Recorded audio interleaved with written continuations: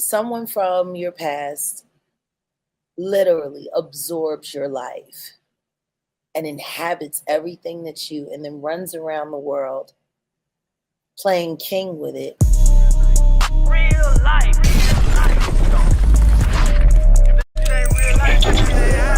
It ain't real life.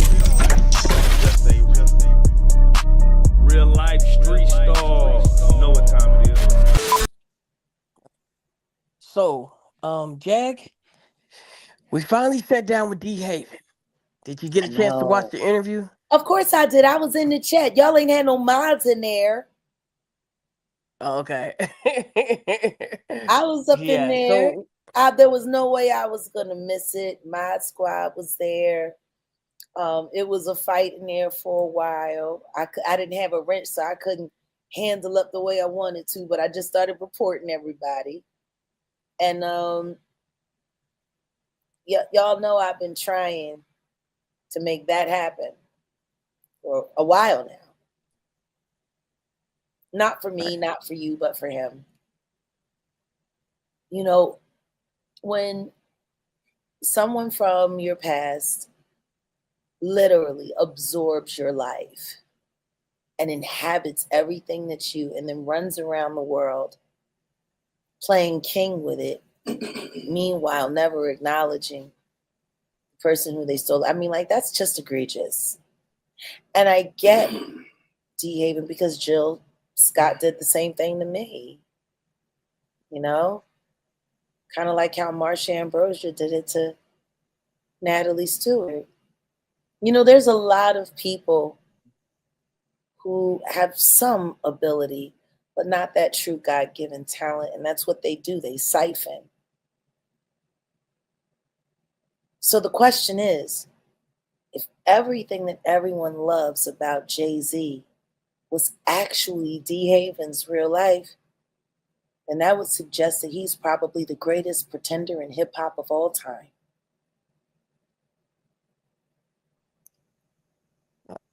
I told him he needs to cut a diss track. And you know what? It would go viral overnight. I told him, I said, bro, you missing a bag on that diss track. He said, and you know what? He felt like he was too old. That's not him. That's not him anymore. Right. That's not him anymore. He wants to build up his people. If people really knew how focused he was on correcting all of the ills in our community that led so many people down the wrong path, and some to their grave.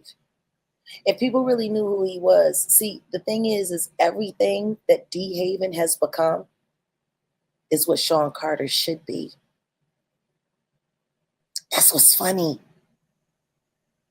DeHaven kept evolving. He kept evolving, and he did it without all the glitz and the glamour and the money and the this and the that, and he didn't have to snitch on nobody, and he didn't have to become a government informant. And look at what he's doing for his people. That's what you're supposed to be doing, Sean. Even copying him, you still couldn't get it right. Is there anything that we missed that we didn't get to ask him in that interview that you think? I think y'all just need to do another interview. That's how I felt like we probably need a little more time with him. I think y'all need to do another interview. And I'm looking forward to that interview being about the book and the film project. I really want you guys to see what the betrayal of one brotherhood created for another.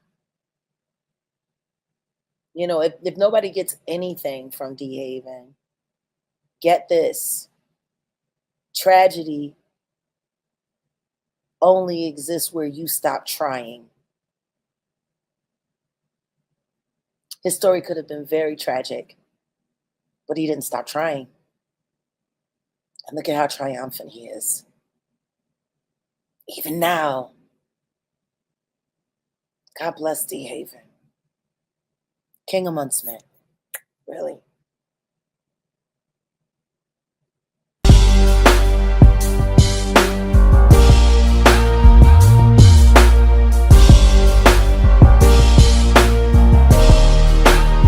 Shout out Reallyfe street stars, nigga.